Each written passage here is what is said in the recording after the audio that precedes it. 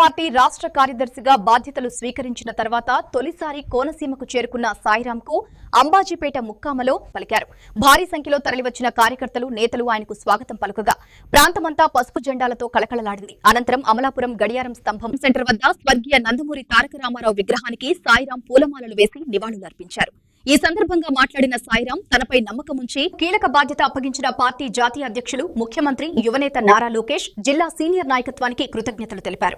అమలాపురం నియోజకవర్గంలో పార్టీ మరింత బలోపేతం కావడానికి కృషి చేస్తానని, ఎమ్మెల్యే ఐతాబత్తుల ఆనందరావు నాయకత్వంలో సీనియర్ నాయకులందరితో కలిసి ముందుకు సాగుతామని స్పష్టం చేశారు. ఇవాళ నాకు రాష్ట్ర ఆర్గనైజింగ్ సెక్రటరీగా మెయిన్ కమిటీలో మొదటగా నేను కృతజ్ఞతలు తెలుపుకోవాల్సింది మా జాతీయ అధ్యక్షుడు నారా చంద్రబాబు నాయుడు గారికి, అలాగే వర్కింగ్ ప్రెసిడెంట్ అయిన మా అన్న నారా లోకేష్ గారికి ప్రత్యేక ధన్యవాదాలు తెలియజేసుకుంటున్నాను.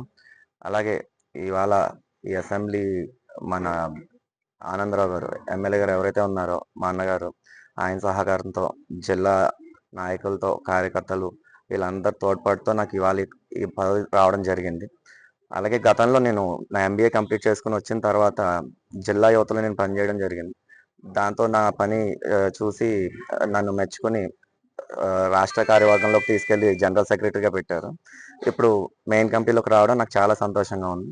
అలాగే ఇది ఈ పదవి ఎట్టి పరిస్థితుల్లో హోదా మాత్రం కాదు, నా పార్టీకి కానీ, మా పార్టీ కార్యకర్తలకు కానీ వాళ్ళ మీద నిబద్ధతగా ఇంకొంచెం బాధ్యతగా నేను పనిచేసుకోవాల్సిన బాధ్యత నా మీద ఇవాళ పార్టీ పెట్టింది. ఎట్టి పరిస్థితుల్లో దాన్ని నేను నిర్వర్తిస్తానని చెప్పేసి తెలియజేసుకుంటున్నాను.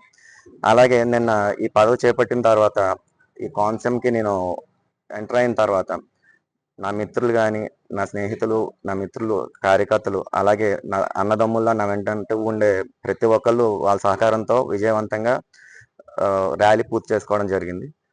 అలాగే పేరు పేరున చెప్తున్నాను మీ మీడియా ముఖంగా, ఇవాళ నుండి ఇక్కడే నియోజకవర్గంలోనే ఉండి ఈ జిల్లా స్థాయిలో కానీ, రాష్ట్ర స్థాయిలో కానీ పార్టీ కార్యక్రమం ఏమున్నా సరే దాన్ని ఇంకొంచెం ముందుకు నడిపించేలా, సక్సెస్ చేసేలా కృషి చేస్తానని తెలియజేసుకుంటున్నాను.